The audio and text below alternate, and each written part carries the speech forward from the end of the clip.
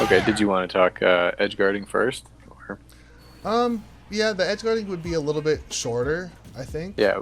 realistically. Okay, let's do that first, if that's cool. Yeah. So, the difference... There's a difference in obviously how I'm going to edge guard versus how Lucina would, as far as the moves or how we're going to go off. But the principle behind what you want to look for is essentially the same. Mm-hmm. So the number one thing you want to do is you want to squeeze someone's zone or pressure them off stage just by being out there, because your character is incredibly floaty, so you can spend a lot of time out there. Oh yeah. Right? Like you can do the stuff like where you're kind of just jumping down, go for a back air, and still make it back, right? Yep. Something like that. So even with the fast fall, yeah. Mm-hmm. So with that being said, you have to have pretty decent timing to know when you should be jumping off. So if someone's way up high, for example, you just jump off too early, then you're kind of wasting your resource of pressuring them off stage, right? So you don't want to do that. So what you'd like to do instead is if you can force somebody low, let's say you're forcing them low, you're jumping like that, or maybe you're forcing them low by making them waste a jump. You can get someone to waste their jump by like jumping off stage and jumping back, right?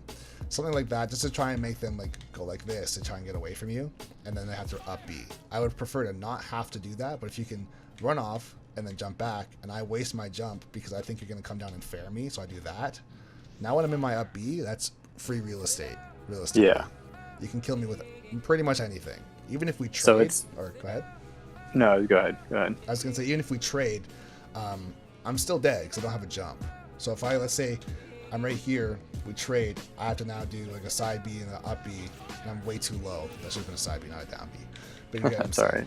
saying. It would look more so like this, and if I up B, I'm not making this back, right? Right. So even if we trade, it's going to be a bad time for me, right? And so you want to make sure, kind of like the juggle situation, I don't have any more resources left.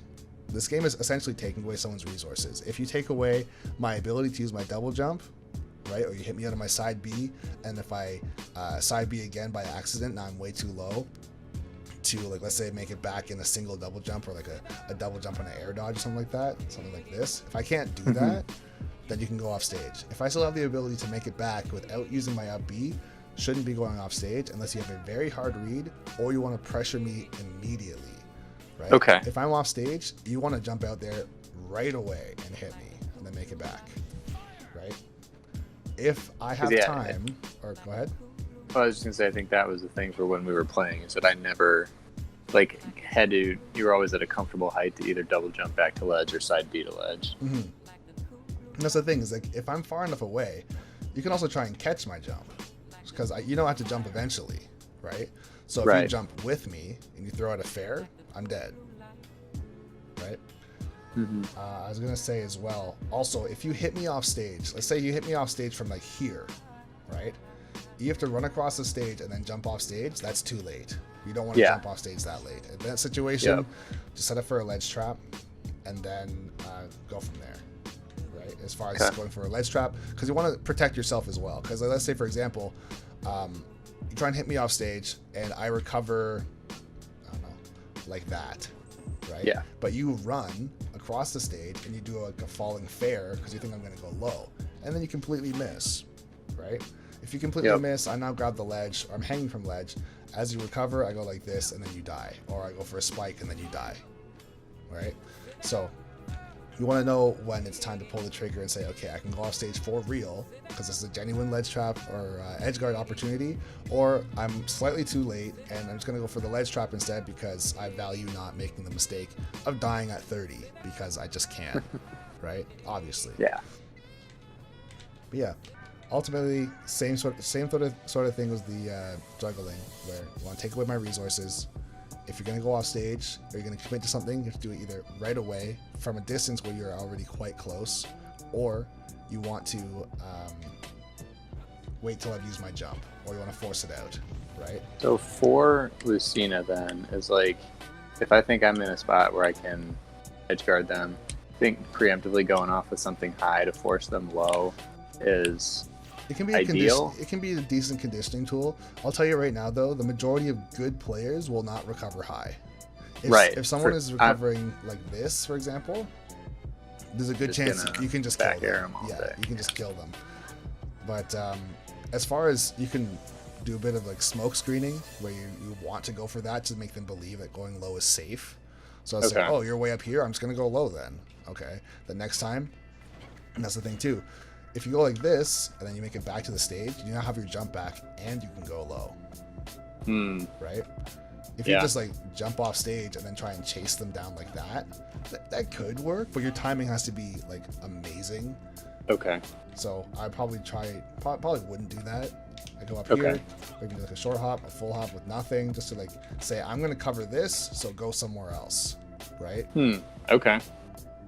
Right. So you gotta No, that makes sense a lot. Yeah, you gotta try and get a little bit creative as well, and everyone's gonna react to these things differently.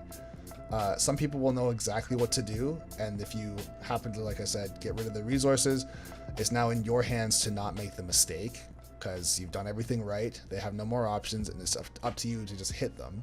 And then other players are just gonna fall into shit because they have no clue what they're doing, right? And if that happens, it's Yeah. like, all right, just get free kills. Take that. Yep, 100%. Okay. Yeah, let's let me see. Let's get out of this game. I only have one stock. Let's do a little bit of fighting. So we've been talking almost the entire time. I know it's fine. That's mostly why you're here, but Yeah. we'll do a little bit more Fun. fighting. But And I plan to do, multiple sessions, I figured, so. for sure. And I know we got a lot more than to just cover in one, so. Oh yeah, I know. We're going extremely ham right now, talking Yeah. about everything that there's to talk about. But it's good. Like sometimes just having it brought to your attention, that's sometimes all you need. I'll have some players that will come and get coaching, and they want me to tell them specific inputs of things and go over specific combos. It's like, yeah, I can tell you what to do and how it will work. But do you really want to sit here for an hour and practice it and waste your own time when you could just do it in Right. the training room by yourself? Just do it on your own. Yeah. Like that's kind of a waste. Like getting the information is great, but then trying to apply it in real time right there on the spot, sometimes not worth it. you know? Right. No, I totally agree. Yeah. Anyways, let's fight this one out.